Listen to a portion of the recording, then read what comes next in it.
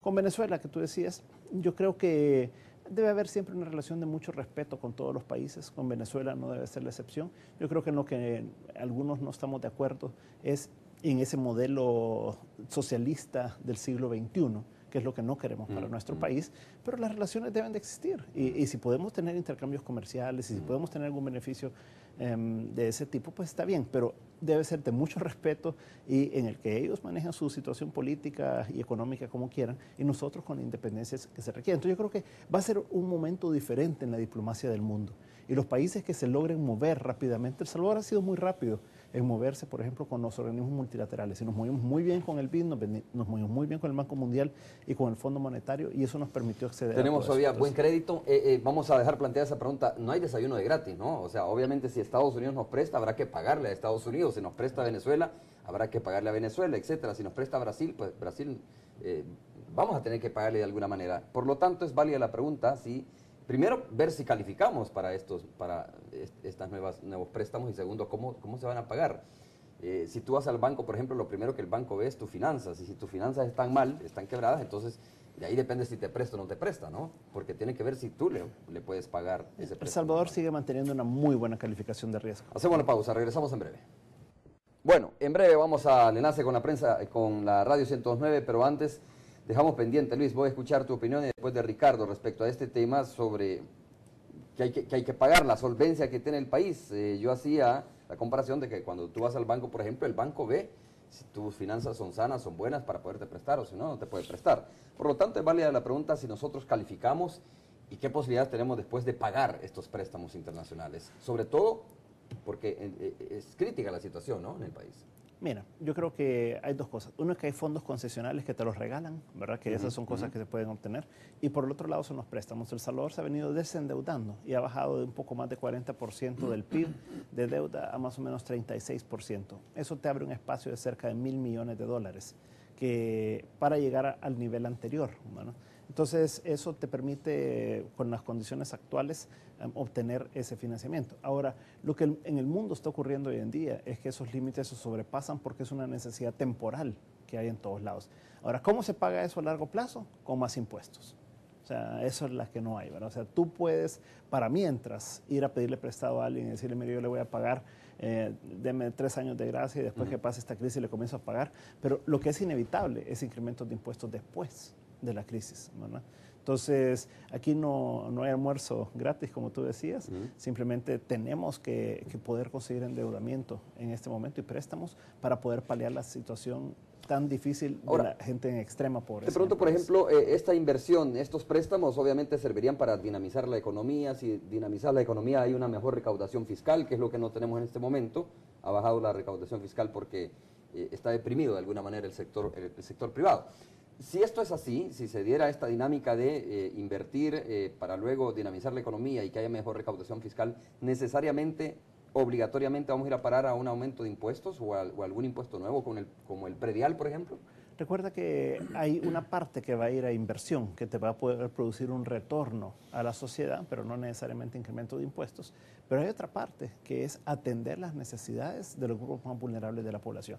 Por ejemplo, darle alimentos, ¿no?, a un grupo de población que de otra manera no va a poder comer, dar salud, dar educación, vivienda, etcétera. Entonces, ese tipo de cosas que son más concesionales, llamémoslo así, que tú se las regalas a un grupo poblacional importante del país para evitar una crisis social y una crisis en la que más personas caigan en extrema pobreza, es algo que tiene un retorno social para el país que es fundamental, pero que no te va a generar un incremento de impuestos a corto plazo, ¿verdad? Entonces ahí es a donde muy probablemente gran parte de la inversión que se tenga que hacer en los próximos años no va a tener un retorno en impuestos futuros, ¿verdad?, inmediatos. Entonces ahí sí probablemente va a haber que repensar qué es lo que se tiene que hacer para poder recaudar más impuestos. Pero bueno, para concretizar, somos sujetos en este momento de crédito. Sí. Tenemos un buen nivel, digamos, de Sí, tenemos una buena calificación de riesgo, seguimos teniendo uno de los mejores riesgos de América Latina y eso nos permite acceder al crédito. A ver, Ricardo, lo que tú mencionabas también en la pausa, que me parece importante, es el tema de las concesiones, porque podría ser otra vía por la cual se puede lograr reactivar, digamos, la inversión en el país. Hay, por ejemplo, se hablaba de algunas carreteras principales o el mismo presas, puerto, ¿no?, el mismo puerto, etcétera.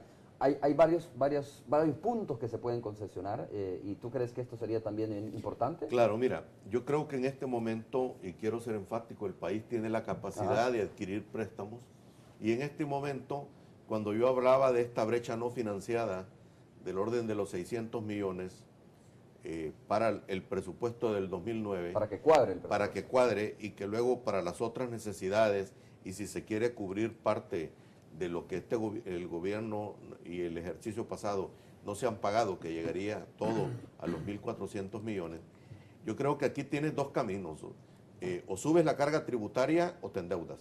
Subir la carga tributaria en este momento con un problema de una recesión económica sería totalmente negativo, ¿verdad?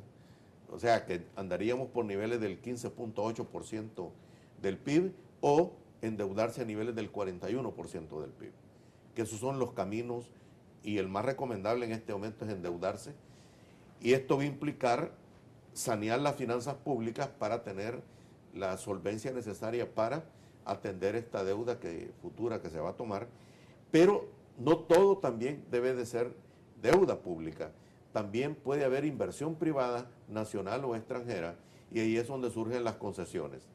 Concesiones en beneficio del país. Por ejemplo, da tristeza ver que el puerto de la Unión está prácticamente abandonado y ya se está teniendo que pagar el préstamo que se tuvo sobre eso y no hay todavía una concesión que permita que venga la inversión pública y no solo eso, sino que dinamice la economía nacional, porque lo importante del puerto no es tanto la concesión y la operación del puerto, sino que la generación de actividad económica y desarrollo social que le da al país.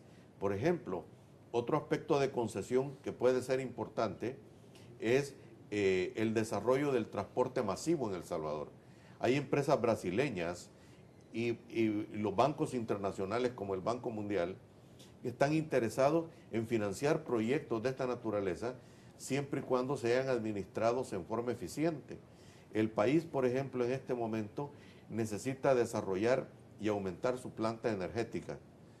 Esto pueden haber modalidades de inversión privada, modalidades de concesiones y modalidades mezcladas con inversión pública que no solo ayudan a dinamizar la economía, sino que en este momento lo que el país necesita es inversión para mantener, generar empleo, y la solución de El Salvador se llama trabajo, trabajo, trabajo.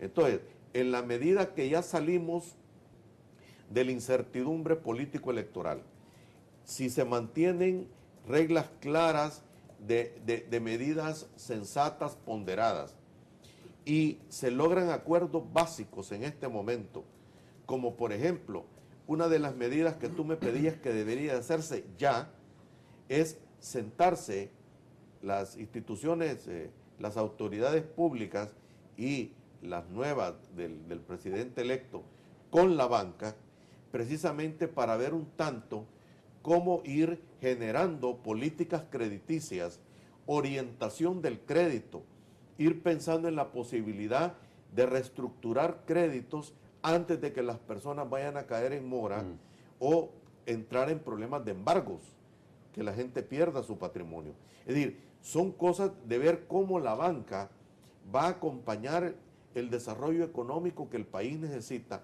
porque sin créditos las empresas no pueden producir.